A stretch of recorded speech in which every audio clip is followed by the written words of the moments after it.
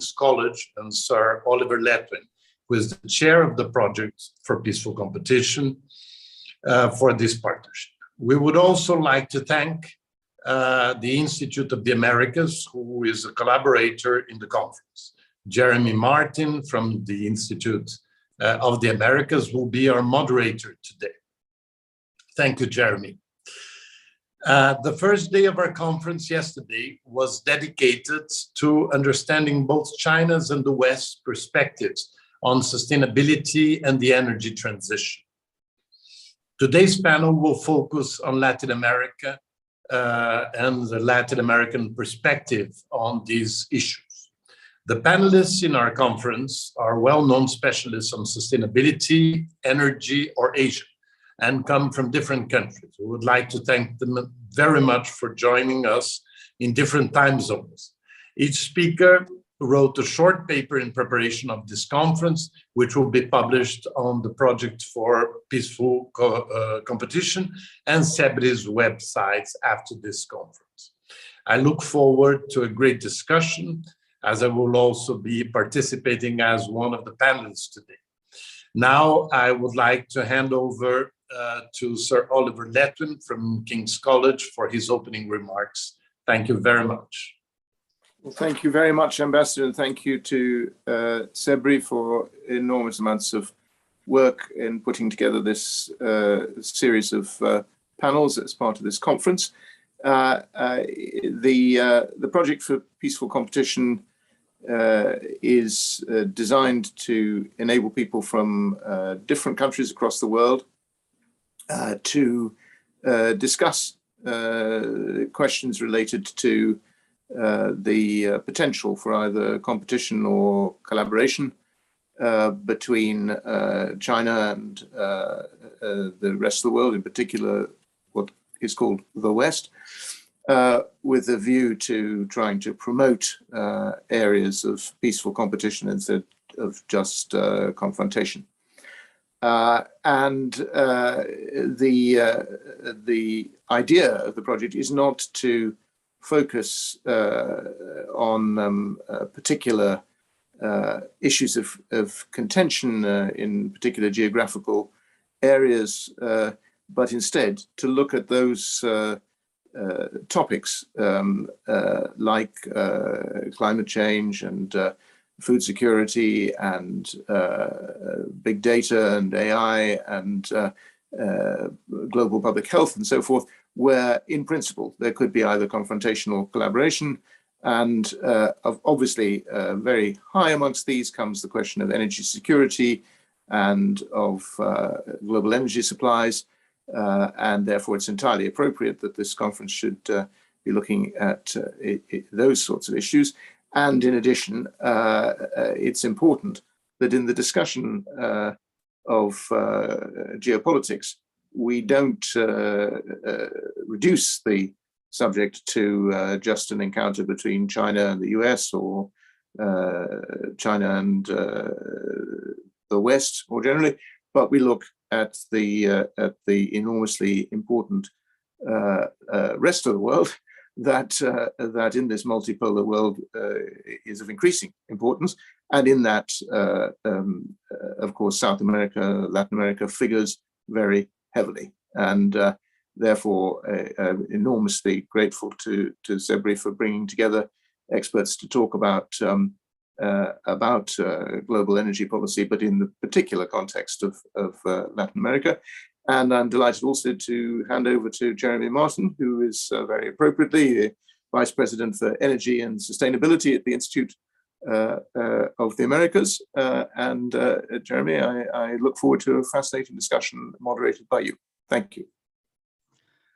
Thank you, Sir Oliver, and thank you as well to your institution and King's College London for the support and participation, and of course CEBRI, the Institute of the Americas, delighted to once again support and partner and collaborate with CEBRI, whom we've had a relationship for several years, but formally for 2 or 3 years working together. So I would like to just simply, well, I think a housekeeping note really quickly. For those of you who are joining us on Zoom, there is interpretation available. I think you by now know at the bottom of the Zoom screen there, there's an icon that you can click on that will allow you to use the Portuguese and English interpretation. So that's an important point. And just to repeat something that was mentioned is that these papers that the speakers have written will be available. So the basis of our conversation and discussion today, or a lot of it, will be derived from some thoughtful papers that our panelists have put together, and those will be made available. So you can have some further information, not just from this conversation today, but going forward. And I think it's important, this is a great continuation of the discussions yesterday. Obviously, you heard some of what went on in the recap this morning or this afternoon, depending upon your location. But we're now going to pivot, and I think it's an important pivot to energy and specifically energy transition issues. And our panel of experts will share thoughts and challenges, or share thoughts on challenges and opportunities and solutions, again, that may arise from this idea of cooperation. I think just quickly before we get into the panel, and we'll invite Ambassador Correa de Lago back to open the panel again.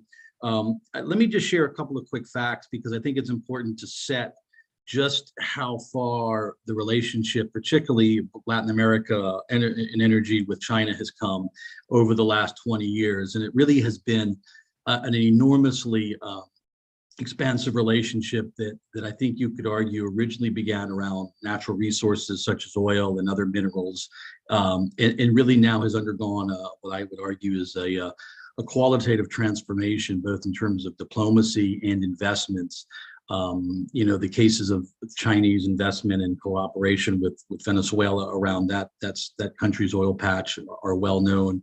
But I think it's important to underscore, just, and we'll talk in this panel, just how much further and how much more transformational the relationship has evolved into today, and what we'll talk about.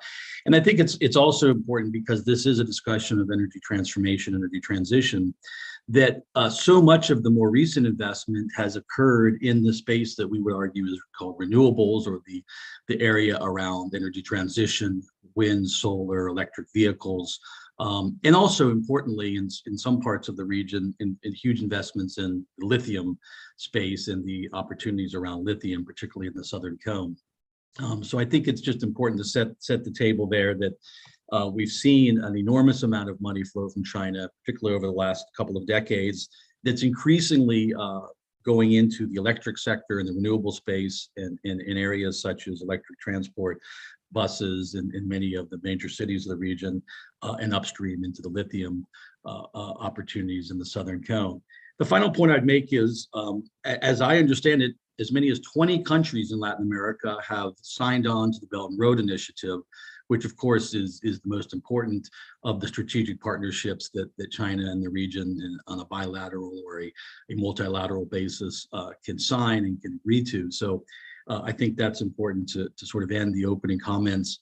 And finally, just to set the table, we have two major questions that we will ask our panelists, and we've had them address in their papers. And that is Latin America perhaps an example of where strategic partnerships with both China and the US provide the proverbial win-win for the transition to a low-carbon economy? And then the other piece of the equation, which all of us who follow and have worked in Latin America know is hugely important, is the issue of economic development. And can energy transition and low carbon sources lead to a new phase of economic development in Latin America? So with that, I will hand it over to our first panelist, who was also our introductory remarks just a minute ago, Ambassador Andre Anrana Correa de Lago, who's a member of CEBRI's International Advisory Board, and as he noted, currently serving as Brazil's ambassador to India.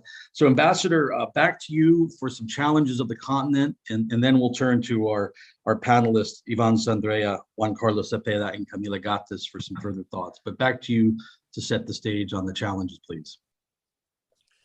Thank you very much. I'm very, very happy to participate with all of you in this discussion. This is extremely important because I believe that Latin America has a bit been a bit forgotten in the context of, let's say, more general geopolitical challenges. And I would like to stress here how Latin America is relevant, although Latin America is not dangerous. So the problem today is that we love to think that there is like an association between these things. And I believe that Latin America has had an amazing performance in the 20th century, which is something that sometimes is overlooked. It's certainly the most stable region in the world in the 20th century. And somehow there is a strange tendency to portray Latin America as a place that is particularly difficult. And obviously, I attribute that to many of you Europeans that believe that the things that have happened in Latin America are comparable to what has happened in Europe.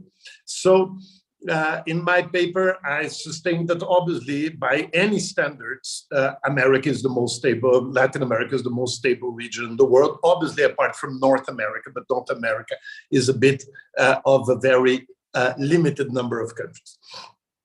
So based on that, I think that what is very necessary in this discussion is what is the plan of Latin America for Latin America? Because we are thinking here of the plans of China for Latin America, the plans of the West. I don't like so much that characterization because I think that Latin America is very, very Western. But anyway, let's call it West as a traditional concept. What are the plans that Latin America has for itself? And I believe that this is the greatest fragility of Latin America, because Latin America traditionally has been reacting to other regions' plans for it. Why? Because the relationship that Latin America had normally was always with more developed countries, with more advanced economies, etc. So it's normal that they would have like a situation that many would characterize as inferiority, be it with the colonial powers or later with US or later with whatever. But in the case of China, I think it's quite interesting that China still has enormous challenges for its development, enormous social challenges also. And I believe, obviously I'm highly suspicious because I live in India, but I would like to put India into the middle because in a few years, as we all know, India will be the third largest economy in the world. So if Latin America has a plan for its future, it has to include not only the West, but it has to include China and it has to include India. And I think that in a world where you have two of the strongest powers that still have enormous challenges, social challenges, but even more, climate change challenges, I think Latin America is particularly well situated. Now, how can we wake up the Latin American desire to develop its own project and not to simply follow what others have planned for it? And I think this is the great discussion that we have to have today, because it's obvious that the others, when they are developing their plans, they have to favor themselves. It's completely normal. Nobody's going to be generous and try to do something just to please the other. Everybody has to defend their own interests. So I would like to a bit as a provocation, to remind some cases in which Latin America had an extremely positive contribution to international, to the international debates, and that sometimes are a bit overlooked. And one of them, I would raise 5 things. I would raise first some regional initiatives that had a very strong global impact. I think that the best example, and it definitely doesn't touch Brazil because it started with Peru and with Chile, was the law of the sea, the 200 miles. This is an invention of South America, and it has become the world standard. And I think that this is a very important case for us to remember, because since 1982, the UN agreement has incorporated the idea that came from South America. So South America is the kind of region that has at the same time, and I think that's its great power, is that it has the challenges of some of its problems that they have not solved, but they also have highly qualified people and highly qualified institutions that can contribute in thinking for themes that can be of international interest. The second point I would like to provoke is on the how it's going to face what is being called deglobalization. We all know that Latin America, with some very few exceptions, has embraced, let's say, reluctantly, globalization, just to try to be a bit diplomatic. But I believe that this may be something that has to be taken into consideration when you look at the stage of the world today and what is the role of Latin America in that stage, since we are essential producers of food, essential producers of energy. Brazil, by the way, is going to become very soon the 5th largest exporter of oil. So, and at the same time, Brazil has the most clean electricity mix in the world. We have 92% renewables. So there are many elements that I believe that show how Latin America has a role that is very significant in the context of the fight against climate change and the SDGs as well. The third point is specifically about the SDGs. I think that if you take the world as a developing world, because if you take the world as a whole, the world is a developing world, we have to see that probably Latin America is one of the regions of the world that has improved more its social indicators. We all agree that COVID was a disaster, and it's very sad that we went backwards in a few things. But I believe that we are advancing in the SDGs. And when you look at the MDGs of all developing regions, Latin America is the one that had the best performance. So many of the SDGs can be dealt with.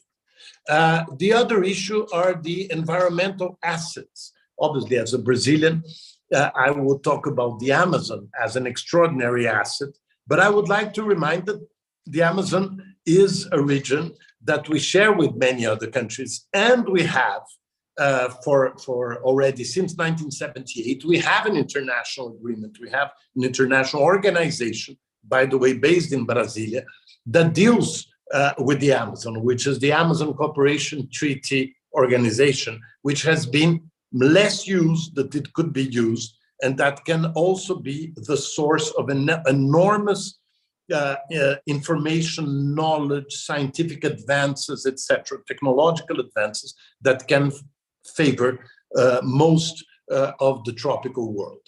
And finally, since we're talking about climate change and we're talking about how the discussions can evolve and the role of Latin America, I think that Latin America, which somehow created CBDR, the common but differentiated responsibilities, is the idea of a wonderful Brazilian woman ambassador, Vera Pedrosa. CBDR is a key in all these discussions. And I think that Latin America can be the first region, for instance, among the developing world, that can first interpret CBDR inside the countries. In which sense? That CBDR cannot be something that protects Latin Americans' elite from doing what they have to do, and become somehow Latin America can have an enormous influence in the international arena in that subject by having a wide internal discussion about how we can redefine this for this moment in which we all know that we are getting close to the 1.5 degrees, et cetera, and we're all talking about net zero. So I think that in the discussion today, what I see mostly is an extraordinary possibility of contribution of Latin America, because among our countries, We have not only all the climates, we have all the circumstances, we have the challenges of excessive wealth, and we have the challenges, unfortunately, of extreme poverty in some contexts. So Latin America is a microcosm of a greater situation of the international, of the globe as a whole. I believe it has an enormous role to play. Thank you. Thank you very much, Ambassador Correia de Lagos. Some excellent high-level points and some interesting things that we can certainly come back to. In particular, I think when we talk about sustainability and where Latin America should fit, and as you said, perhaps maybe because it's not dangerous, it doesn't get the attention. That's always an interesting diplomatic point. We talk in the U.S. a lot about that Latin America is too peaceful. In other parts of the world, when they're not peaceful, they get a lot of attention in D.C. Anyway, it's an interesting point. I particularly want to come back to what you talked about with the Amazon later, but first let me continue here with our presentations to set up the conversation that we will indeed have. And thank you for kicking it off so well. Ivan Sandrea is a member of CEBRI's International Advisory Board. He's currently the president of, and I hope I pronounced this correctly, Ivan Ali's Energy. He's been in the energy sector for many years, and in fact, had quite the successful run in Mexico. Ivan wrote an interesting paper, and I think will share with us some of his thoughts on that paper, the importance of energy security and balancing energy security with transition and technological investment. Ivan, are you there? I want to turn it over to you. I'm here. All right, Ivan. There you are. Jeremy. Perfect. Good to see you. Thanks for joining us. Welcome. Very welcome. Thank you for the opportunity. So essentially, yes, I want to touch on 3 or 4 points of the paper and recontextualize this situation. For the last 2 decades, pretty much the energy production in Latin America, except Brazil, has stagnated and remain, or at best remain flat. So at the same time, demand has been increasing, government capacity has been reducing, and energy poverty for sure has been increasing. So this is sort of like a background, and interestingly, all of this happened at the time when energy security was becoming less of an issue, and fundamentally the perception about energy security shifted due to the incredible growth of Brazil, due to U.S. shale gas, the Middle East, a lot of things happen that give us that perception. But I would argue, and being a bit provocative, that the recent events that are taking place in Russia and in that part of the world, and that will drag China into it, are going to fundamentally change the Latin American role in energy security once again. For a start, we were shifting to Asia for some time because the Atlantic margin, the Atlantic basin, and in particular the US, was not absorbing as many of our products as we were producing. And if you obviously go to mining and all of those things, it was going to many parts of the world, but not necessarily all of it to North America. But I do think Latin America finds itself now and in a new role, the role of energy security player once again for North America and for China. So we dealt for decades with North America. Then over the past 2 decades, we shifted that a little bit to Asia and China and India, but now we're going to have to handle both.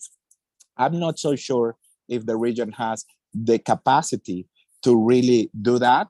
I'm not so sure if we have the productive capacity to do that on the traditional fuels.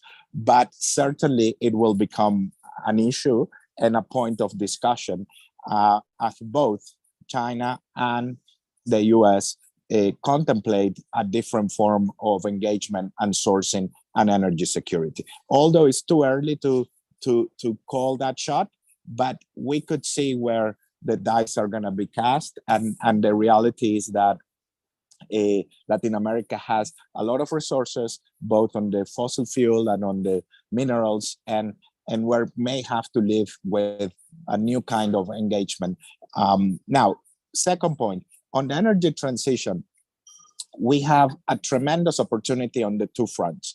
One is obviously the cooperation around supply chains and the integration of all this equipment, particularly when we deal with wind.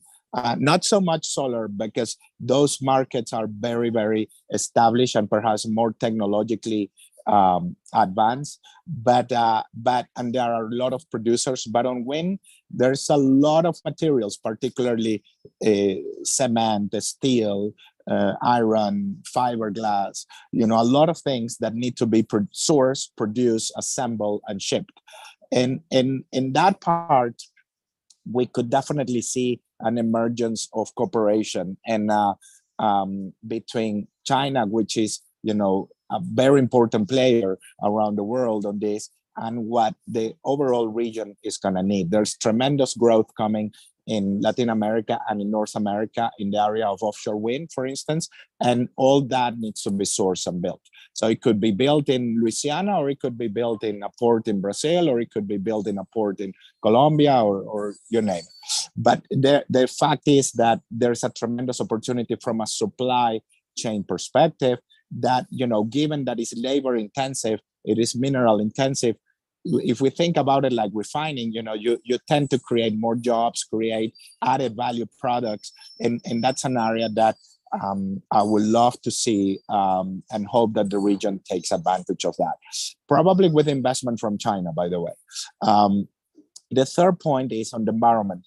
There is no doubt that the renewed concerns about the planet and the attention that is getting both from society and the political world, that we could see interesting cooperation.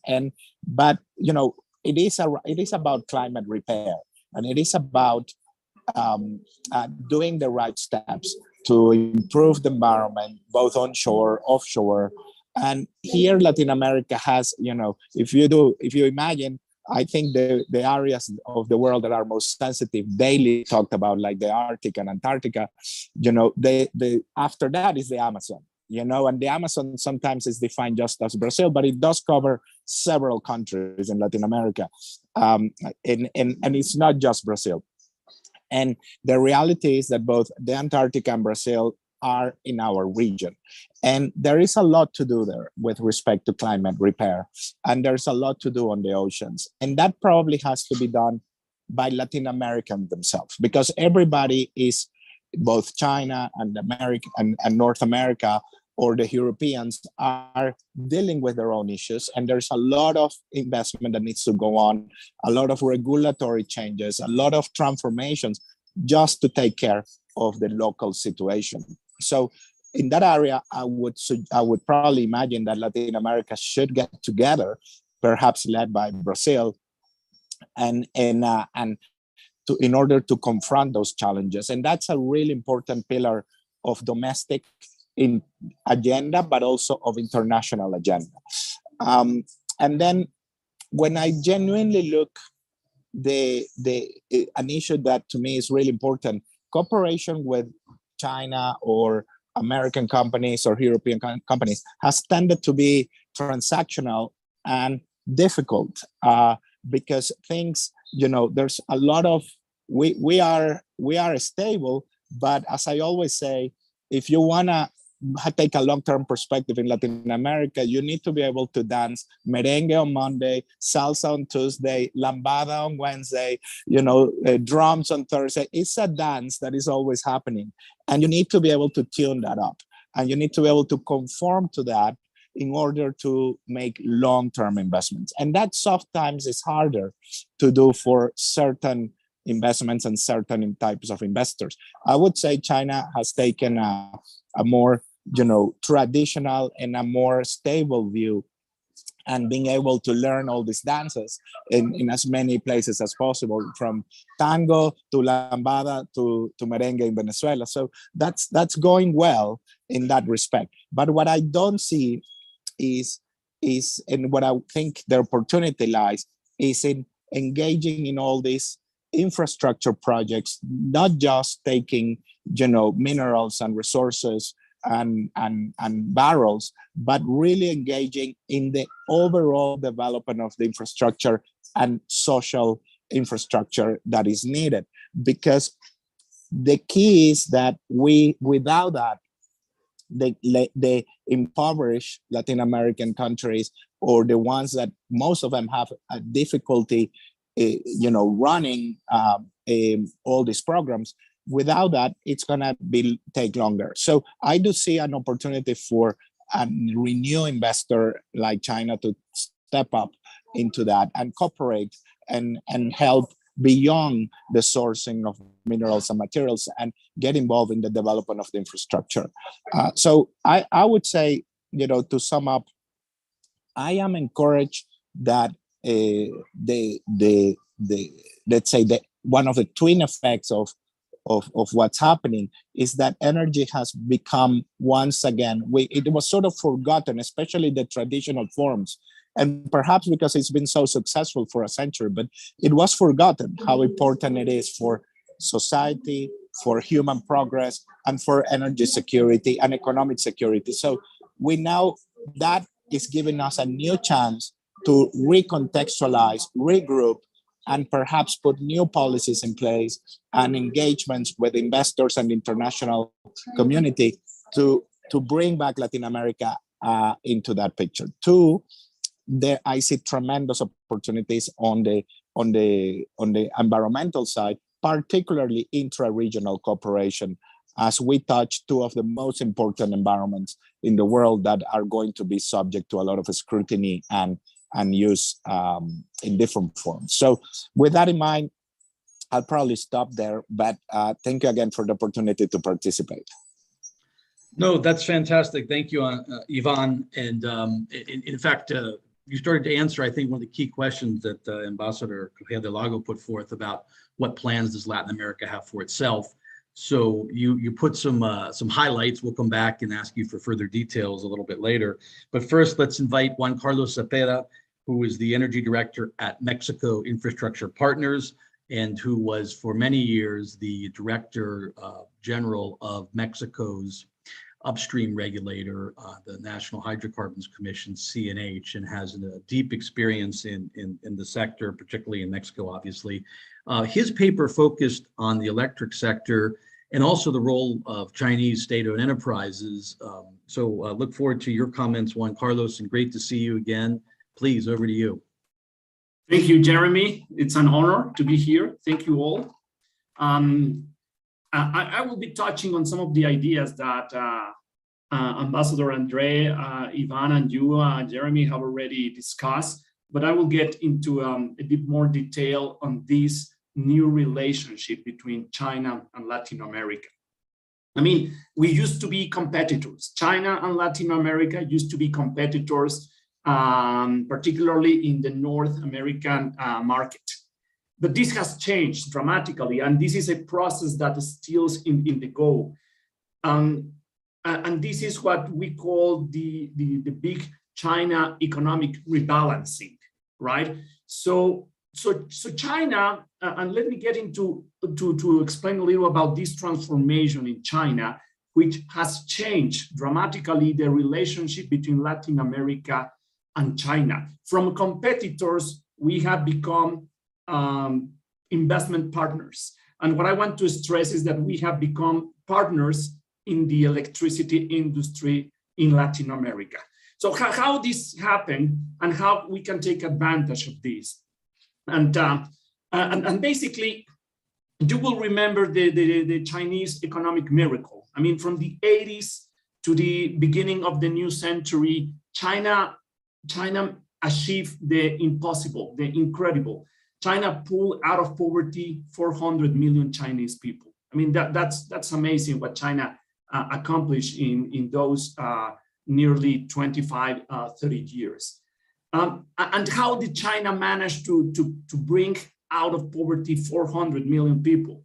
Well, you remember China investing heavily in infrastructure in their country. We all know about these huge energy infrastructure projects in China, the largest hydropower energy, the huge highways, the big bridges. I mean, this fantastic infrastructure development of China has been, and it was the engine of the China economic development, together with a focus to export manufacturers to the world.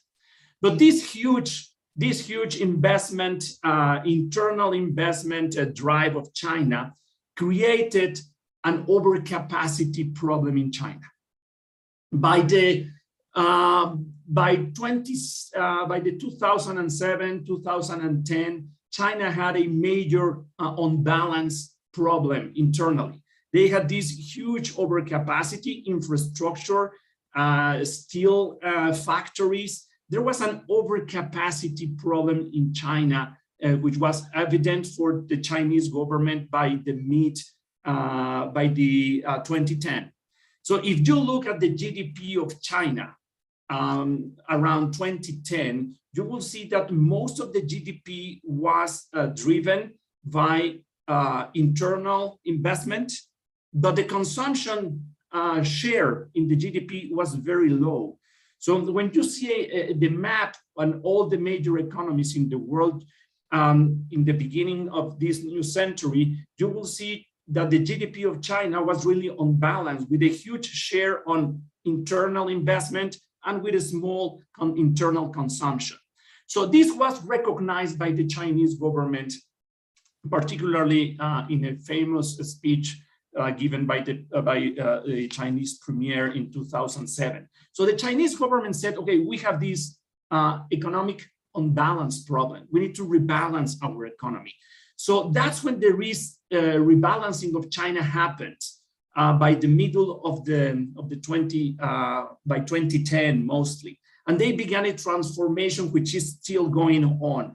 And this transformation basically consists nowadays on reducing this massive investment, internal investment, and instead of investing heavily inside China in infrastructure, they turn gears to invest abroad. That's one thing in terms of infrastructure, and this will have an important effect in energy investment outside. And the other big change is to develop internal consumption. So when they turn to the world to invest externally in infrastructure, they took advantage of this expertise that they developed during the first part of this massive internal infrastructure development. So during the first phase of development, in which they were investing heavily in energy, they did develop a comparative advantage in electricity. China, by 2015, China was already the largest renewable energy producer, the largest energy renewable investor inside and outside China. So China, during the first phase of development, when they took out of poverty 400 million Chinese people, they did develop comparative advantages that later on, nowadays, they're using to export these comparative advantage technology and expertise to invest abroad in energy. So nowadays, China is the leader in energy renewable industry. And when they shift gears and started to invest abroad, that's precisely why they did. Instead of focusing on extracting natural resources around the world to secure natural resources like oil or minerals, when China turned around and decided to invest abroad, they precisely started investing in many things, particularly in renewable energy. And the way China is investing abroad in electricity, it has to do with their state-owned enterprises. And this is something important for us to take advantage of this. And let me explain the importance of the state-owned enterprises in China. I will give you a few figures to have the sense of this importance. Inside China, 1/4 of their GDP is produced, the share of the GDP is contributed, 1/4 of that GDP is contributed by the state-owned enterprises, like 25%, something between 23, 28, depending on how you measure. So inside China, state-owned enterprises are important. 1/4 of the GDP is contributed by these state-owned enterprises. Okay, but now, if you look at foreign direct investment by China, you will see like 50% of all foreign direct investment made by China abroad is done through the state-owned enterprises. Now, if you zoom in the electricity sector, 80% of all foreign outward foreign direct investment made by China abroad is done through their state-owned enterprises. So, and then if you look to Latin America, you will see that mostly 70% of all foreign direct investment of China in Latin America is in the electricity sector. So China went through a impressive economic transformation from investing inside and focusing on exports to invest in infrastructure outside. And instead of looking for oil and minerals, nowadays, the economic model of Chinese economic model is investing abroad in the industries in which China developed a comparative advantage, and in Latin America, particularly in renewables in the electricity sector. And this is being done mainly, fundamentally, through their state-owned enterprises. This state-owned enterprises is an interesting model. I mean, I should say that there are, if you compare profitability of private Chinese companies against state-owned Chinese companies, state-owned Chinese companies are not the most profitable. Basically, the return on assets of a state-owned enterprise, a Chinese state-owned enterprise, is lower against their private counterparts.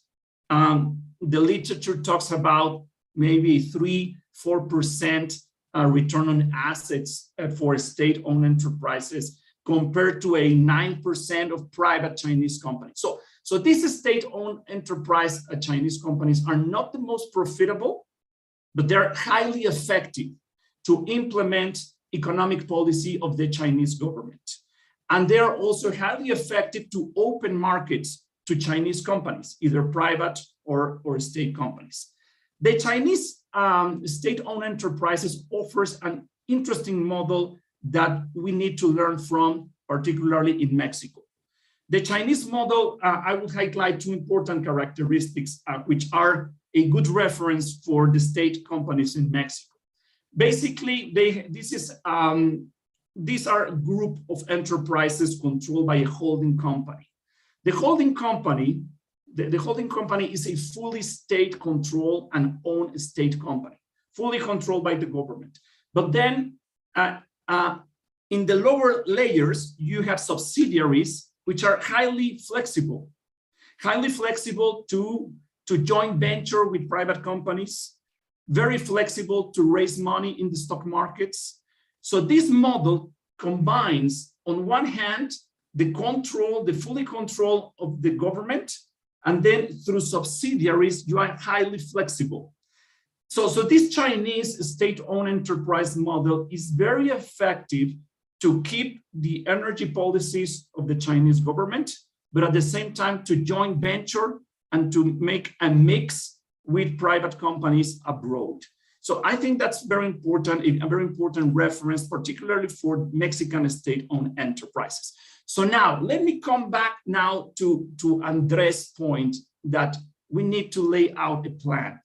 And that's a very important message to take advantage of this new Chinese policy. So we have the China government investing heavily abroad in infrastructure. In Latin America, particularly focused in energy and in renewables. Now, how we can take advantage of that? I mean, we are already having great benefit of that. because they are filling the gap of all the infrastructure that we need. So, but in terms to maximize this opportunity, we need, as Latin America countries, to be very clear and make it and open the plan that we have for our energy infrastructure, for our energy plans in Latin America. So we have to open and lay open and make clear, this is our plan. China, if you can come and help as you want to do it, that's fantastic. Let's keep doing it. But please, let's see our plan. Let's see how we plan our infrastructure and how you can joint venture with us, China, to develop the energy infrastructure that we need. China is already doing a great job in Latin America, and we are pleased of that. But we can improve that. We can maximize that opportunity if we do, as Andre is suggesting, to lay open and establish our plan. So that's my contribution, Jeremy, and happy to take any questions later on. Thank you. This has been an honor, Jeremy. Thank you. No, that's great, Juan Carlos, and we'll yeah, I think we have a lot of material here to come back to. Thank you for the excellent details, particularly on the outbound investment numbers and just exactly how state-owned enterprises functions. Hugely important to understand that, so we can come back to that for sure. But first, let's invite our final panelist, Camila Gatas, who is the CEO of Four Seekers Digital Economy Hub in China, who I think is going to focus a little bit more on the sustainability and some of what's happened in China on SDGs, and particularly, as I understand in her paper, the intersection of agriculture and industry and the role of technological transformation and innovation. So Camila, over to you. Thank you so much. And we look forward to your comments to finalize the formal portion of this session. Thank you so much for the introduction, Jeremy. Thank you, Sir Oliver, for the invitation. Juan Carlos, fantastico, very good explanation of what we had. Also to the ambassador and Ivan Sandrea. It's very interesting because we were starting as of the question of the importance of China. And I think that in a sense, it is impossible to leave that apart from the conversation that we're having. It is no novelty, maybe to nobody watching this the summit, that in fact China is Brazil's biggest trading partner. When we're talking about that, we're talking about $87.9 billion in value only in 2021, and it is important because it is more than 30% of the total Brazilian exports. And so this itself is crucial and important. And from the perspective of China's investment towards Brazil, I'm not going to be prolix in this sense. I think that Juan Carlos covered this very thoroughly and with a lot of detail. And I find that very interesting because when we're talking about these types of partnerships and mostly based on what we have been talking about trading, it is a fact as well that we are still heavily concentrated on basic commodities, as has been mentioned as well, like oil, iron ore, grains, meats, etc. And what that means, in a sense, is how are we thinking about added value, right? And how will we add value? And this is a very, very important question.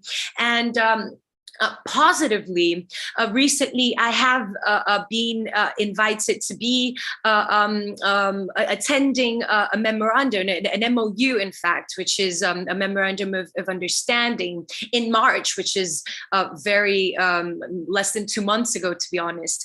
And it might lead a way into the understanding. And I like these business cases in that sense, because I do think that they might lead not exactly a formula, but sort of a recipe of how these types of added values can be bilaterally enhanced by Latin America in a sense, Asia in a sense, and obviously China in that sense. And so it's very interesting because this MOU that I attended was to define the next steps for both structuring implementation of the pilot project to support the creation of a carbon neutral meat certification in China, and as well as the promotion of trade of sustainable meat, which basically happens by the integration of plantation and livestock. And so this is very interesting, because when you talk about the actors of this MOU, and you think about this being enabled by the International Affair Advisor for Asia here for the states, for one of the states in Brazil, the states of Mato Grosso, which is Ariana Guedes. And this was in partnership with a Chinese NGO, which is GEI, which is Global Environmental Institute, Mato Grosso, a Meat Institute, IMAC, and also FAMATA. So we're talking about 4 parties involved into the creation of solutions which will include, obviously, climate change and will address as well food security. And I think that is very interesting, because that is very and absolutely aligned to what we have been seeing over these past years, especially based on the National People's Congress of the 14th 5-year plan that is a 5-year plan that is done in China. And so this is very interesting for that overall understanding, because I think that what the ambassador said, and I think that this type of partnership does answer, in a sense, what does Latin America want for Latin America? Because in a way, and that's the first point that I'd like to address, is that we have been historically throughout this relationship a bit more reactive than we have been maybe proactive. And when I think about these I mean, the new protocols, the new types of certifications that China is trying to establish within its new relationships for energy, for renewable energy, for industrial policies, right? We have the China Standards 2035, which is an evolution of the Made in China 2025, and specifically the agricultural arena, which I do think that Brazil and other countries in Latin America do have a lot of knowledge and the correct resources to make that standpoint in this relationship. And I do think that China is open for these solutions. And just like this MOU that was signed, it did depend on the proactiveness of our states, specifically talking about Brazil. And interestingly, we only have the representation, the official representation, if I'm not wrong, of only 2 states in Brazil out of the 26 plus 1 that we do have there. So I think that, yes, there are opportunities, but we cannot wait for people to knock on our doors and ask what they are if we don't take a stand in proactivity in this sense. And what I'd like to highlight, because I think this is crucial, I work with digital transformation and digital solutions in that sense. And obviously, just like Sir Oliver Letwin began by saying, it's not exclusively about the digital technologies, but obviously digital technologies do play a fundamental role in this energy transition. And when we think about it, and just to list a few, which I think that they are important, and I haven't heard anybody mention them, because I think that we, in a sense, we forget about both digital technology and digital transformation in that scenario, right? And the ability of simulation through virtual realities, virtual technologies, which will give us, in a sense, the ability to create almost like the twins of the projects that are coming, associated with the AI ability to read this type of data, and also predictive algorithms, how they're going to play an important role in this scenario. And when we're talking about sensors, and Brazil has been implementing these types of sensor-based technologies, the Internet of Things or any other name that you might give them in this scenario, especially in agriculture where we do have a lot of strength. A blockchain technology or either distributed ledgers and how we will be seeing and working within these types of scenarios in order to bring intermittency, which is fundamental when we're talking about the ability also to visualize, to create, to manage, to talk about life cycles, structures, and different types of complexities that will enhance efficiency all throughout the process. And we're talking about a huge chain in a very complex environment, because there are many different players and many different outbounds that do get affected and impacted by what we have been creating over these years. And why are they important? I mean, talking about these and why is this important? Because for each of these types of technologies, and I just listed a few, I do think that they're transversal to any sector in a sense, and a lot to sustainability.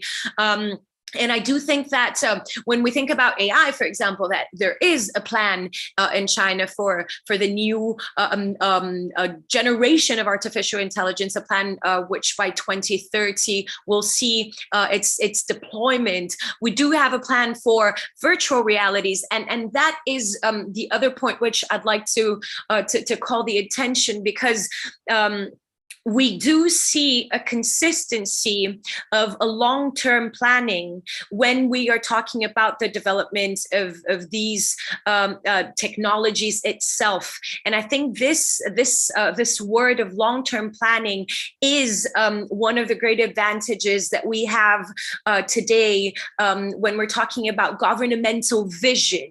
And it is, in fact, something that at this point we are lacking, especially in Brazil, talking about Brazil, since we do have maybe, how can we say, different oppositions with different visions that don't keep up to this long-term planning and vision independently of who they are. And I think that is crucial when we're talking about such an important issue, such as transition. It's not going to happen overnight. It will require long-term vision and long-term planning. And I do think that we are lacking that in Latin America in a general sense at this point. And just something beyond that, I don't think that we are either thinking about the regulations of that in Latin America as well. So I do think that that could be an important point that we should be looking and paying attention to at this point. And to end or maybe conclude this presentation of what I do think that is a great area, an arena of opportunity when we're talking about new energy. And we should not leave aside, obviously, the agricultural perspective, but it's not even about the trading itself. It's not even about the digital technology itself, but the ability that China has to create different business models. And these business models are what take these technologies from an operational standard into the mainstream market, which is in fact what we need. We need practical solutions. We need scalable solutions that will lead this transformation.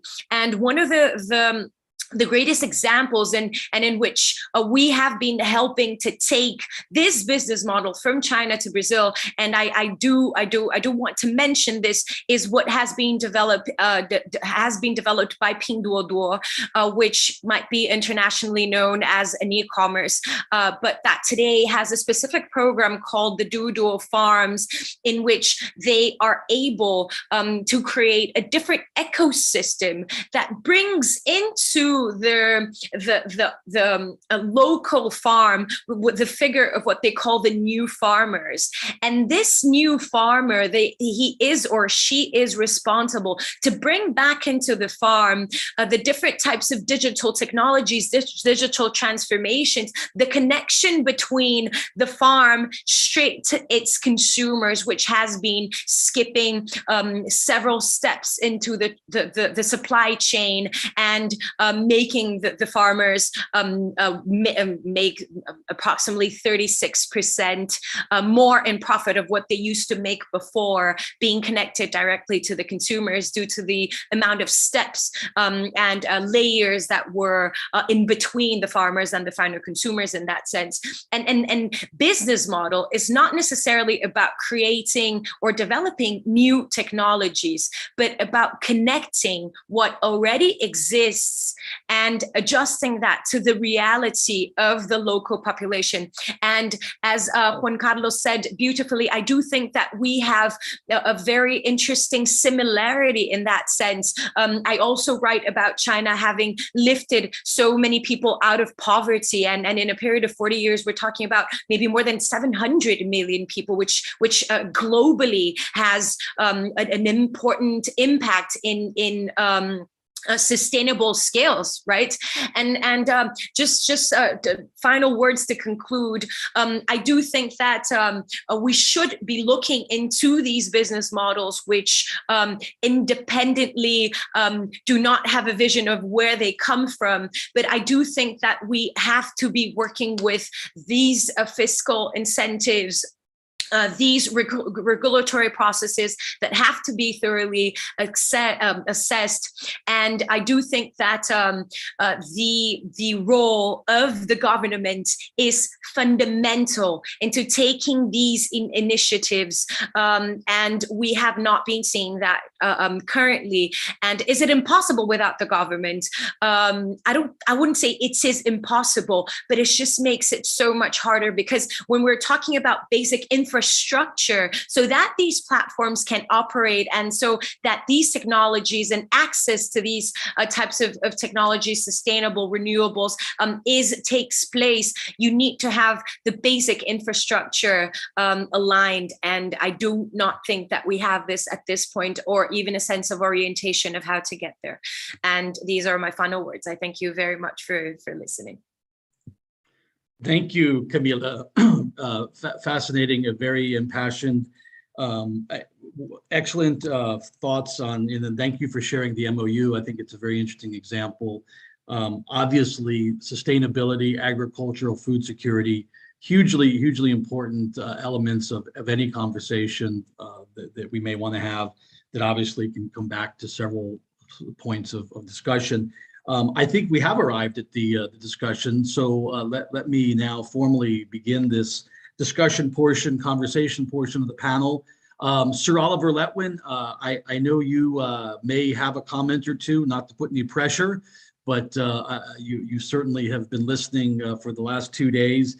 No pressure, but if you want at any time to jump in, comment, ask a question, the floor is yours. I see you turned your microphone on, so perhaps you would like to jump right in. Well, I just had one question, which I'd be very interested to hear the panel's view on the answer to it. I mean, it may be above all directed to Juan Carlos, but I think to all of you. I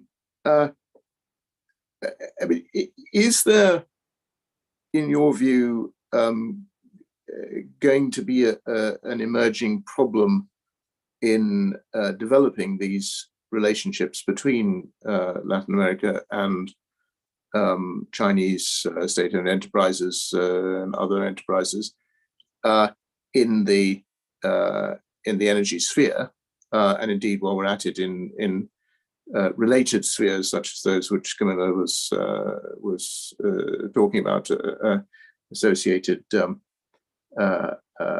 IT, AI, and so on. Is there going to be a problem emerging from either security concerns in relation to what Chinese firms may be able to do once involved in the critical infrastructure in Latin America, or the kinds of concern about doing this kind of fundamental business with state-owned enterprises that emerge from a country which has questionable human rights record. Are these concerns in Latin America, as they are to some considerable degree in Europe and indeed in India, as the ambassador will know, and increasingly and strenuously in the United States and Japan? Or is there a more relaxed attitude in Latin America to these things, and hence a greater opportunity for cooperation between Latin America and China than perhaps with these other jurisdictions? Juan Carlos, why don't you go first, and then if anyone else wants to jump in. Thank you, Sir Oliver. Yes, of course, and thank you, Sir Oliver, for your question. I mean, I think these issues that you raise, Oliver, that will come as a challenge. I mean, what I said at the end of my presentation is that we need to lay out our plans and our rules and our legal framework. So of course we are not willing to open and allow investment in Latin America and in Mexico against our basic legal principles and human rights that are well established in our constitution. And so that's when it comes to lay out our plan. So we are happy to have Chinese investments in Mexico, particularly in the electricity industry. And this is just the beginning in Mexico. It has been more extensively in other countries. But we are happy and we are looking to have more Chinese investment. But of course, this Chinese investment has to come and to comply with our legal principles and with our economic plans. So I don't see it, Oliver, as a problem, but as a challenge. I mean, we have to have a mutual understanding. And for instance, you touch on this investment in strategic infrastructure. And you know that in Mexico, we have the energy sector in many degrees is established as a strategic sector within our laws. So it is, so we have restrictions. So for instance, transmission and distribution is an activity reserved for the state-owned enterprises in Mexico. However, these state-owned enterprises in Mexico can have a certain type of joint ventures, contracts with other private companies, and of course, including Chinese and state-owned Chinese companies. So we have, this is, I see it, Oliver, as a challenge, and in which we need to clearly from the beginning lay open our plans, our jurisdiction, our principles, to make sure that China can match priorities and match plans in Latin America. So it is not that we are going to bend our principles or our legal framework. It is that we are going to make it clear from the beginning and to figure out a way to work together with Chinese companies. So for instance, in these strategic sectors in Mexico, which are exclusive for Mexican government, state-owned enterprises, we can implement joint ventures. So I envision our state-owned electricity company, CFE, making strategic partnerships with the state-owned enterprises, Chinese state-owned enterprises, to develop and increase our capacity of transmission, which we are in great need to do that.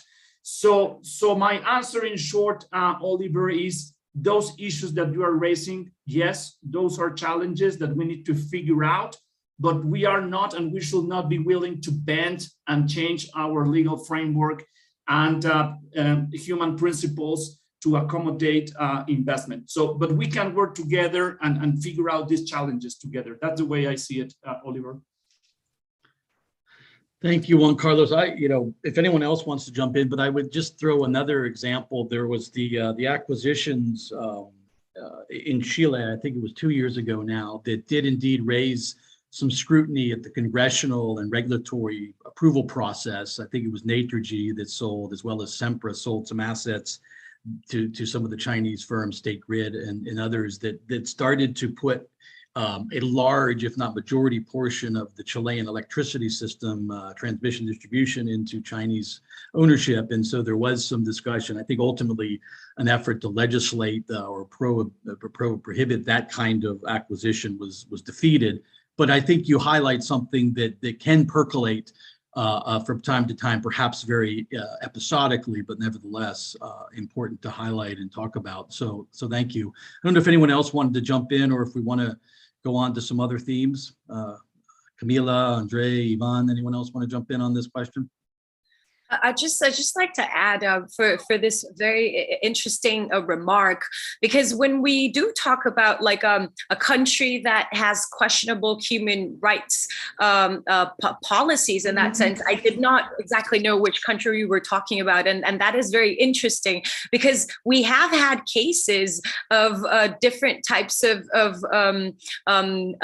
encounters of illegal data driven or a capture from, including through governmental authorities from other countries, including the United States. And so this is very interesting, because I do not think that should be necessarily country oriented. If that is China or the United States, I do think that has to be a problem and an issue thinking of any other country that we might establish a partnership with. Fair enough. Yeah. Thank you. Yeah, I think from my perspective, we shall see how China, we need to monitor carefully the case of China and Venezuela, for instance, because the entire situation is tangled up in a very complicated way, and how it gets unraveled, how payments, how international laws, how relationships are managed from both sides. It's going to be really interesting to watch.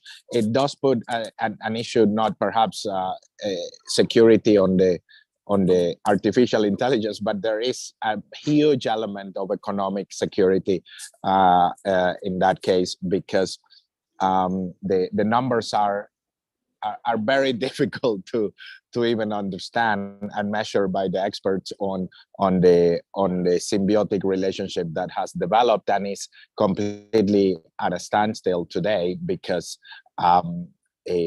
both parties are struggling to manage it. But I think security also comes from this economic side. Thank you. No, and thank you for, and Camila, you make the point, I think, about cybersecurity, and Ivan as well. And the more we digitize, the more we move forward through the energy transition, that becomes a much more highly technologically reliant, particularly for our electric sector. The issue of cybersecurity is enormously important, regardless of jurisdiction. Not something I want to necessarily take this conversation into, but nevertheless worth pointing out as we begin the conversation here. Andre, did you have any thoughts? I want to sort of go back to you, if you don't. I'll pose a question to you, because I want to come back to something important you talked about, and I think what it does perhaps is gives us a way to continue our conversation of the next step in the, whether it's international, multinational relationship, China, Latin America, whatever countries we want to put in, but let's at least say China, Latin America. We've talked so much about filling the gaps, maximizing opportunities. It's obviously, for all of the conversation, discussion we've had so far, been productive on several levels for Latin America in terms of inbound investment. It's been very reactive. So I think this is one of the things we want to talk about with next steps. But to you on the Amazon Cooperation Treaty, because I think, as you noted, that's not just the Brazil, it's probably a large portion, certainly of South America. How can we leverage something like that? And what I want to put it in the context for our discussion now is what I would suggest is sort of a next step, or a new phase in the Latin America-China relationship that's not necessarily reactive. It's not just receiving inbound investment in critical infrastructure or critical sectors, but rather is a more two-way, large scale, high level, and then of course in the case of the Amazon deal, with not just conservation, but issues of carbon management and land use, which are probably the most important for climate in the region. So that's sort of a loaded intro, but tell us how we can use something like the Amazon Cooperation Treaty to indeed strike a new phase in this relationship. I think it is a bit related to the question of Sir Oliver, which stresses two things that I believe are very important. One is that Latin American countries have many things in common, but they obviously have lots of things that are very different. So it's very hard to define something as Latin America, as it would be the European Union, who negotiate between themselves everything they say. So I think that the first thing is that there are individual countries with completely different circumstances, and then naturally they react differently to certain challenges that can happen. In the case of the Amazon, I think that we have there a huge opportunity. What I would like to stress is the following, answering your question, Jeremy, is that what is the best answer that the members of the treaty can give to the world?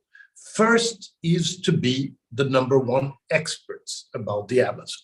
I think that this knowledge is something that is extremely important. Second, we have been extremely favored in recent years by technology, because now we have satellite monitoring of the circumstance of the Amazon that gives us extraordinary information and a very important capacity to know what is happening and to know what we can do.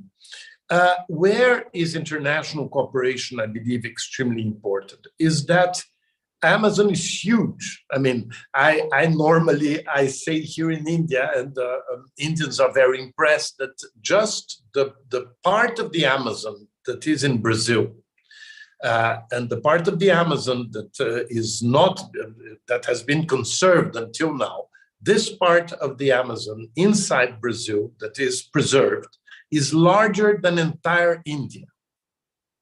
So the scale of the Amazon is something that at the same time is glorious, absolutely glorious, because it has a potential that we all know, from biodiversity to pharmaceutical discoveries to technological advances, is absolutely fabulous. But it is at the same time extraordinarily challenging. So I think that we could, because the Amazon is an entity, we talk about the Amazon as a biome. It's obviously that it has variations. It has different soil depending on the area of Brazil, and maybe some parts of Peru are closer to some parts of Brazil than even parts of Brazil. So what I think that the first thing is knowledge. I think it's an extraordinary opportunity for us to get together and increase our knowledge. Second is to really, through our own legislation, and I think that Juan Carlos put it very well, it's our own decision what kind of regulation, what kind of rules we want to establish to have international cooperation. There are some people that are a little more worried, but frankly, I don't see any sovereignty issue regarding the Amazon. Definitely. I think on the opposite, the Amazon is essentially an asset. But it has to be understood as such, because it's much more talked about either as what is going wrong or as the threat of sovereignty, etc. I don't think that these are the two main subjects. The main subject is that it is an extraordinary opportunity for Latin America to change its profile in the world. Jeremy, I believe that sustainable development and fight against climate change have given an opportunity for Latin America that no other international agenda has given. We are not relevant in any war.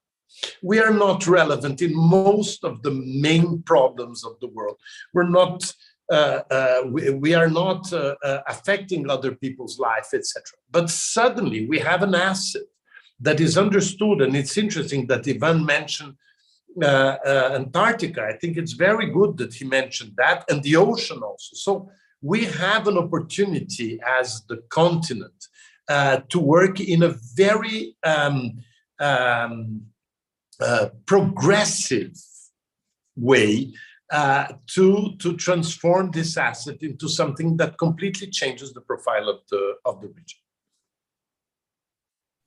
No, that's wonderful. And I mean, I think it's I guess we could say, thankfully, Latin America is not figuring in any of the global conflicts, war right now.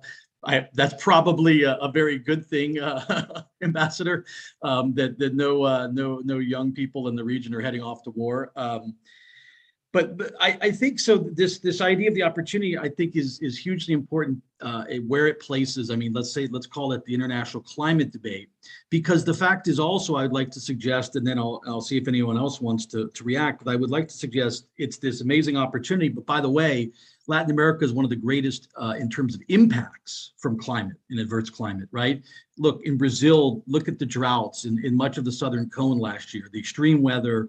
The havoc that's been wreaked by extreme weather. So the impacts of climate are absolutely challenging the region. Therefore, it should be a call to action. But as you say, given the Amazon and other important areas, Guyana and Suriname and some of those areas, these enormously forested countries to be carbon sinks and to be figuring not so much for their emissions profile, but rather for their carbon sink and their opportunity. Does Camila, perhaps, I know this is something that you've spoken a little bit about and written about. Do you want to jump in here? And then we can also see if anyone else wants to weigh in on particularly this issue of the Amazon, the potential for climate to be an orientation of a new strategic relationship for Latin America with China, but with the world. Yeah, please. Can I just say a little word? I talked about the Amazon as an opportunity because the Amazon is not a major issue in climate change. The Amazon has a major role to play to avoid some of the things that may happen. But we all know that climate change has been provoked by energy. So, and by the developed countries. So, and now by the developing countries, as everybody was saying, to lift 700 million people from poverty, China had to emit much more. So I think that the role of Latin America has to be seen both on how we can use the Amazon in that sense, and how we were well behaved regarding the other emissions. Fair enough. No, the region has given its energy profile a clean, arguably clean matrix overall. So, okay, no, fair enough. Camila, do you or anyone else? Camila, why don't you jump in? Yeah, I do think that is very interesting, because when we are talking about these conditions and the climate conditions, we are, of course, talking about different particularities that each country or region might have. And I think that we do agree in this context, because we are talking about peaceful competition, that cooperation or a peaceful competition in that sense, once maybe cooperation won't exist from China and the United States, to be more particular, rather saying the West, right? And this is where I think that we lay out as Latin America. And so I do think that in that sense, when we're talking about the ability of resources that we have and the playing field of opportunity of a place where these new energy transitions can be implemented and tested, I do think that is very interesting in that sense as a great opportunity. And that does depend on a regional cooperation and not necessarily a competition. In that sense, we are free from competition unless we don't want to. And this is the point, right? We do have a range of possibilities of where to look abroad.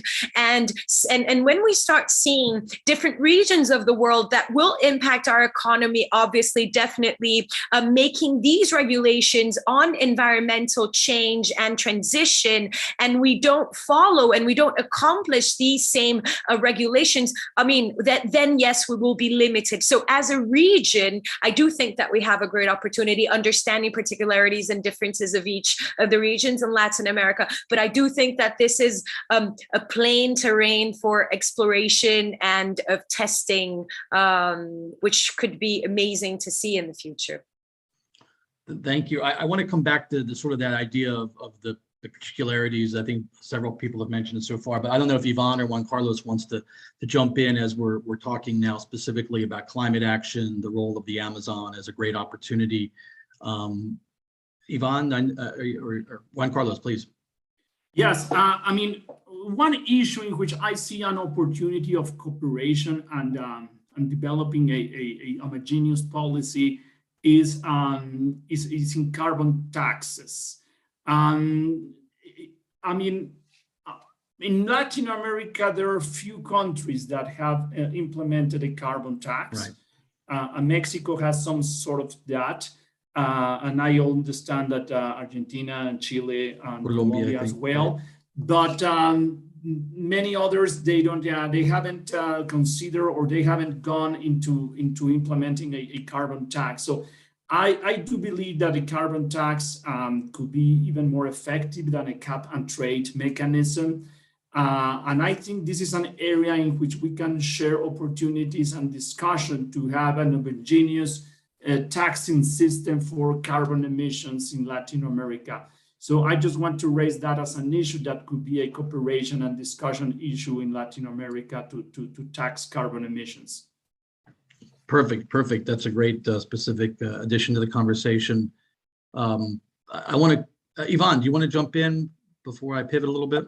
I will have to disconnect, unfortunately, okay. but you know, on this topic, in addition to that, I would say that I personally believe that, you know, the way the sensitivities are evolving and the priorities and how people are looking at what we do or don't do, it's also quite critical. And protecting the integrity and having programs that protect the integrity of the broader ecosystem in the region will benefit not just the region, but also those countries that are most exposed. So you remember the whole issue with Brazil and Leonardo DiCaprio and all these things. You know, the reality is that we do need to ensure that whatever is happening, it is that there are regional programs, there is more protection, and showing the good and showing what we're doing and what each country is doing as a bloc is also going to be beneficial. But we have some very critical hotspots in our region, the Antarctica and the Amazon. And the Amazon is not just Brazil, it is many other countries. For sure. Well, thank you, Yvonne. Safe travels. Thanks for joining us. Forgive me, Jeremy, I'm going to have to disconnect too as we've reached the 4 o'clock. I do apologize. Let's go. Thank you. Great to have you with us. Appreciate your insights. Thank you. So Please, yes, Ambassador. I would like to comment on something that Camila mentioned that I think is extremely important, and is, I believe, a wonderful reference is that issue that she raised of a carbon neutral meat. Mm-hmm. I think that it symbolizes what I believe is the great opportunity for Latin America, is that we are extraordinary producers of meat between Argentina, Brazil, etc. But then if you have an international legislation that starts to be tough about the life cycle of that product, the irony is that we have the best answers. And so I'm very glad that Camila mentioned that MOU that she participated with Mato Grosso. So I think that what has been happening lately is that the challenges are appearing and Latin America is answering in a very quick way. So I'm going to give you another example, which I was extremely surprised of, is that in Brazil, we have always had, we didn't take completely seriously solar energy. In the recent auctions, solar energy is the big winner in Brazil. We're going to have a solar proportion of our mix that was unthinkable 3 years ago. Wind energy in Brazil is an extraordinary winner. I don't need to talk about ethanol and bioenergy.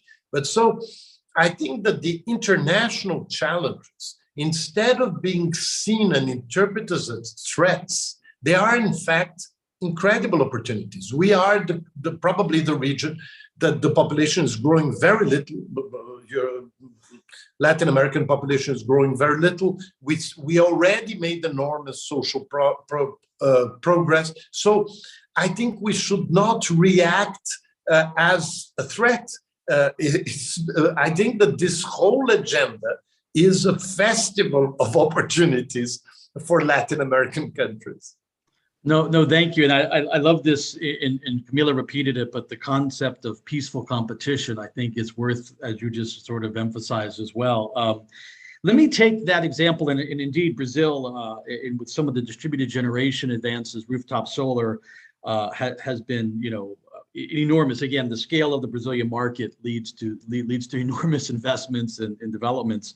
But let me pivot with that point to something that we talked about, and I think it's hugely important we come back to. It's one of the framing questions of this panel, and it's about how to leverage economic activity beyond some of that just inbound investment, the legacy model of what we've all talked about of investment in commodities going back, whether it's minerals, whether it's agricultural products, whatever the case may be. This question that several of you have mentioned, and Camila particularly, how do we add value?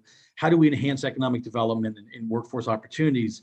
And you use the term, Ambassador, that the Amazon's an asset, right? So there are countries like Brazil and in Argentina and Mexico that are developing, highly skilled and highly technically capable workforces that could be able to pivot and receive in the energy transition space the opportunities around employment in whether it's manufacturing of solar panels, whether it's manufacturing and assembly of batteries for buses and for electric vehicles. All of these things, we can go on and on with some of the examples. But the question is, how do we do that as a region, right? Because that's the eternal challenge that we've not been able to overcome, is to how to add the value and truly, in this case, in energy transition, leverage the opportunity for real knock-on economic return in the workforce, particularly, right? And let me go to you first, Juan Carlos, because you talked about this, right? The transition from, China and Mexico in particular. How does this work? How do we, as a region, but maybe let's take Mexico as an example, truly leverage energy transition for that added economic value that the region struggled to do over so many decades? Yeah, a good point, Jeremy. I mean, I see this opportunity in two ways. I mean, one aspect, as I mentioned, is that as we are able to fill the gaps that we have in infrastructure together with Chinese investment, we can be more productive. We could have a better energy system, eco-friendly, efficient system. So we have discussed that. But the other way, which I want also to point out, is Mexico, Latin America, but Mexico, as you are asking me to talk on, is a platform, an export platform for China. I mean, Mexico is one of the most open economies in terms of trade agreements around the world. And we offer a platform for exports to North America. So from China perspective, coming to invest not only in energy, but in manufacturing capacity in Mexico and develop together value-added products could mean a way for China-Mexican manufacturing system to get into North America. So a way to add value, to bring people to have better productivity, to increase income levels, is for China to come and invest in high value added manufacturing products to be produced, manufactured in Latin America, particularly in Mexico, to access North America. So, I mean, given the economic challenges and economic trade barriers between China and the USA coming every day at a higher level, Mexico and LATAM countries, by opening an infrastructure and manufacturing platform to China, this is the way for Asia, in particular for China, to access North American market, which is still the largest market in the world. So by LATAM and through Mexico, China could help us to increase value added for our people, and is a win-win to access together North American market. No, thank you. I think the Mexico example perhaps is fairly unique, but important. Camila, obviously you've talked about the sustainability and the issue around sustainability, but please, how do we answer your question about value added? No, in fact, I'd like to, if you allow me, Jeremy, to further ask a question to Juan Carlos, because I do think that sure. We do have some similarities in that sense, is when we're talking about the current maybe diplomatic relationship between our countries and China. Of course, that in an economic perspective, this is one way to look at it, and it has been improving and going particularly well. Nonetheless, when we're talking about the political relationship of what should be developed in these diplomatic arenas and fields, we are lacking some a bit of federal dialogue that does assume that we do need these types of help with infrastructure. And I'd like to refer to that with a very simple example, such as the crisis of what we have been seeing in implementation of the 5G technology. Because when we are talking about the digitalization of the entire supply chain, and that does have a huge impact in the transition, as I've been saying, through these digital technologies, we do need connectivity. Right? And so how do you see that? And what is a way to establish these diplomatic relationships in way to accelerate digital transformation and get to these solutions that we need? Well, that's a challenging question. So, and one issue that has been in the discussion with China is whether we need to improve and to have, because right now we don't, a fully trade agreement between China and Mexico. I mean, what we have between Mexico and China is a treaty to protect investments. We do have also a treaty to avoid double taxation, but we don't have a specific trade agreement with China. And that's challenging, even though, I mean, of course, China, as you know, is part of the World Trade Organization, and that's also helpful. But there is something that I haven't discussed right now until your question, Camila, is we have an asymmetry in trade, in the trade balance with China. We have in Mexico an asymmetry. It is the amount of exports and the relative share of exports from China to Mexico is huge in terms of what we are exporting to China. So we are importing many, many goods from China, and we are just exporting a few to them. So right now in our trade relationship with China, we have an unbalanced situation, right? I mean, we could balance that not with China itself, but abroad. I mean, if China keep investing in Mexico, we can increase our export trade to the world and to the US, and that could balance our situation with China. So of course, we want to keep increasing our trade and investment relationship with China, but we need to figure out also the rate, at the pace at which we can absorb that, Camila. Because, I mean, if you go in terms of trade, if right now we go into a free trade agreement with China, I mean, that could be too much to handle for us right now. I mean, we need to pace that. I mean, we are in a transition from being competitors in the trade arena to being investment partners. That's great. But this is a transition. This hasn't finished. So we have to take this relationship in a pace in which we as an economy can bring China into our plans.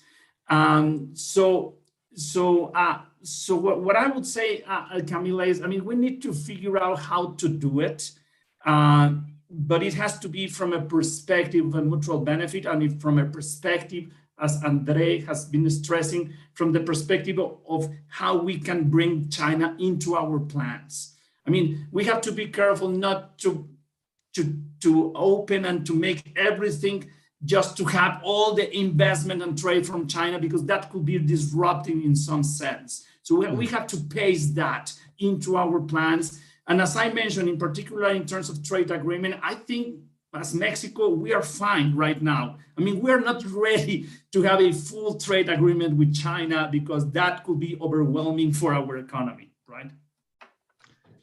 Fascinating. Well, thank you. We're starting. We need to start to wrap up, but let me. So, thank you both, Camila, for your comments and question, and Juan Carlos. This is great. Andre, you've now been able to listen, and let's offer you the opportunity to respond to that, and then I want to pose a couple of questions to wrap up. Okay.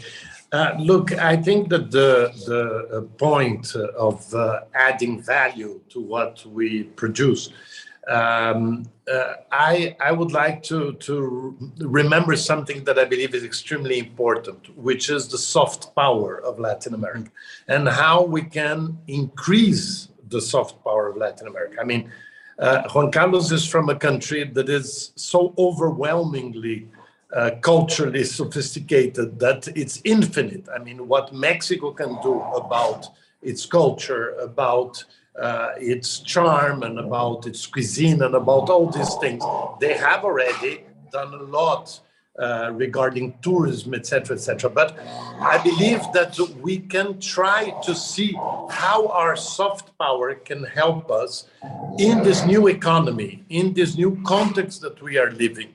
And I think that Juan Carlos pointed a very interesting transition in this relationship with China, but it's also a transition with other countries.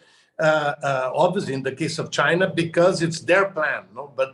But I believe that now we have to think on our plan and to think how we can change the narrative. We have to think on how Latin America presents itself to the new world, to these new opportunities with a new narrative. And I believe that the positive narrative is much more true than the negative narrative. I don't want to do, to say that we're wonderful, etc., etc. But we have so many assets that we have been using them very badly, but really very badly. And I think we should get together to try to use that better.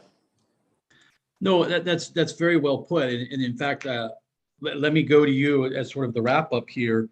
I think Juan Carlos, articulated an area that incorporates some of what you've talked about in terms of asset, the Amazon, the role of biodiversity. But most importantly, I think this unifying positive element of climate action, right? It's really an area that has huge, immense international importance, where Latin America can punch above its weight, which is a saying we like in English, and really not just on the emission side, but on the absolutely making a difference in driving climate and carbon neutrality, have an impact. And so I would suggest this question of a carbon tax. How you're the diplomat on our panel today. How can we get the disparate nations of Latin America to come together on a homogeneous level for a carbon tax? Because I think that, in addition to leveraging the amazing asset of the Amazon and the knowledge base creation from the Amazon, if we can leverage a regional carbon policy, carbon tax, it would be an enormous element of international cooperation and like you say, put the region really at the forefront of leadership. So we'll give you a minute to respond to that, how we're going to articulate a regional carbon tax. No, joking aside, please, Ambassador. Look, it's a very provocative question. I believe very much that this kind of issue has to be treated multilaterally. I know that I'm giving a horribly diplomatic answer, but it's very sincere what I mean, which is that you have to have the same measurement, the same standards. You have to agree on what it would be the carbon tax. I think it's very important that some countries are developing some ideas, and this is going to contribute enormously to the discussion. But I believe that developing countries have to be very careful regarding what they can commit to. So I think for carbon tax, first thing, lots of information, lots of capacity of measurement, and lots of multilateral discussions so that we have a fair instrument. Now, I believe very much in that. I believe that Latin America can be extremely favored by this kind of new economy, because I think that Camila has been talking about new economy, and I think this is part of the new economy, and we have to be leaders in that. So I think it's a very good provocation, because I think Latin America should be a leader in that area, like in others that I have proposed. Wonderful. We'll come back to you for a final comment, but let me go to Camila first for a final comment. In one or two sentences, explain to us, number one, how you've set forth in your paper, peaceful competition and transformation and technology.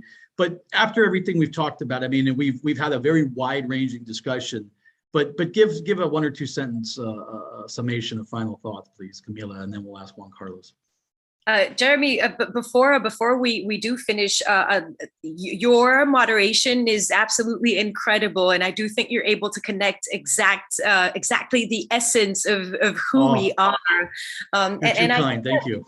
No, sincerely, I wouldn't say that if I didn't believe so. And I do think that when we're talking about this.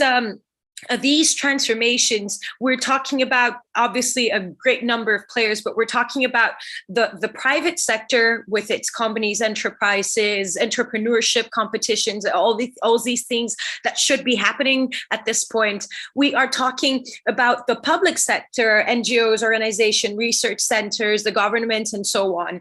And we're talking about the citizens in that sense, right? So supposing that there's sort of three ways that we are building what society today is, in fact. And I think that one of the subjects that we have not addressed thoroughly is the citizen part of things. You know, we have been addressing that through private and public sectors and initiatives. But when we're looking at the citizen, when we're looking at consumers, people, these people that must be involved in the process, that must be educated throughout the process, I don't think that we have been doing that thoroughly enough. And I do think that coming back to China again, but very importantly, I think I have explained why this is important, and I live here, right? We have a certain initiatives which are absolutely mainstream and integrated into what are the super apps that have an impact in how we perceive sustainability as a whole. And what is our role as citizens in order to help that become a reality? And so we have, for example, the ant forest. We have inside each of these super apps the capability for you to understand how your actions are saving carbon in that sense, right? So you walked, you gain like steps, you gain like oxygen, you gain extra life, or you went by bike, you didn't take a car. I mean, those things that are simple in a sense, but do make you understand the importance of cultivating fauna, flora, planting an actual plant. And so you have these reservation areas. And so I do think that could be a very important solution, because I do not think that even the people in Latin America know the potential that we have in terms of natural resources, the power of the Amazon, the power of other biomes. I do not think that we know that, and we take it for granted, something that the entire world has been looking up to as like a great great phenomenon, right? And so we have that power we don't acknowledge. But just to sum up and add up to that, I completely agree to what the Ambassador Andres says, that in the sense we need to be more authentic in what types of business models that we are going to build. Stop looking at the United States. Stop looking at Asia. Stop looking at Europe as a copy mechanism, and get inspired by what's the best of each of these ecosystems and build our authenticity. We have that ability to do so. And these would be my final remarks. Excellent. No, the role of citizens, fantastic. Thank you so much for putting that forward, unfortunately at the end, but absolutely essential to anything. And that's a wonderful call to action. Thank you. All right, Juan Carlos, tough to follow that, but go ahead. your final comments. Thank you. So my wrap up is, we have come a long way in our relationship with China as Latin countries, from competitors to investment partners in electricity, and particularly in renewable energy. This is the beginning. We are just starting at this new relationship. And as we have been saying together, we have to keep pushing for this cooperation with China with the perspective of our plans, our needs as Latin countries. And it is not to figure out a plan and to lay out our plans to accommodate in the most mutual benefit way China, but it is also to figure out solutions together as Latin countries. And let me touch upon one particular issue, Jeremy, which is a challenge for every country, which is the national grid, the transmission system. All countries, the UK, Brazil, Mexico, any country has a main challenge in the dealing with the transformation of the national grid. And this is something that can and should be solved and thought regionally. For Latin America, and now let me talk about South America, it is very important to figure out the development of the national grid together. This is the only way to bring more renewables to the system. If I can bring together the hydropower of Brazil in a super grid system to cover also Argentina and Chile and Paraguay and Colombia, the super grids are the future for all regions in the world. And by the way, again, the leader in super grid transmission system is China. Yeah. But this is something that we need to do regional. So it is not only to plan something for how we interact with China, but as Latin countries, we need to figure out this energy transition together. And I will leave for a future agenda to talk about how we integrate transmission national grid systems for Latin America as for other regions in the world. That will be fundamental. Thank you, Jeremy. No, thank you, Juan Carlos. Excellent point. It is an area, if we talk about internally, what's the plan and how can we as a region create our own destiny and plan. Increased energy integration has and continues to be a major part of enhanced economic development. So thank you for citing that. So, okay, we are coming to the very end. Let me just, again, before I formally hand over the closing remarks to, well, we like symmetry, right? We began with the ambassador at this panel. We'll end with the ambassador here. But let me first thank everyone who's joined us, both in terms of Zoom and online, watching YouTube. We've had people all over the world, some 120 plus people dialing in, all times of day, time zones, continents, just geographies. Thank you all for joining us. And let me thank again the panel and also CEBRI and King's College on behalf of the Institute of the Americas, the opportunity to be with you. So bring us home, as we say, Ambassador. This is it. Over to you to wrap up, put a bow on this discussion. So, Jeremy, the first thing is I have to agree with Camila that you are a wonderful. You've been dealing with this discussion in an absolutely sensational way. Thank you very much. The other thing that I have to completely agree with Camila is the issue of civil society. I think that This is another great asset of Latin America. I think that although Latin America has had a very mediocre growth, economic growth in recent years, we have to remember that there was not a population growth. This is, I think, an important element that has to go together. But I think the greatest achievements of Latin America have been in civil society. Civil society in Latin America is really very advanced and very much linked to the contemporary debate. So, for instance, in issues in which, as Camila said, we should not copy, but we can interpret from learning from the others. There is one point that is, for instance, on sustainable patterns of production and consumption. I think that Latin America is a fantastic laboratory of sustainable consumption, and we can improve that.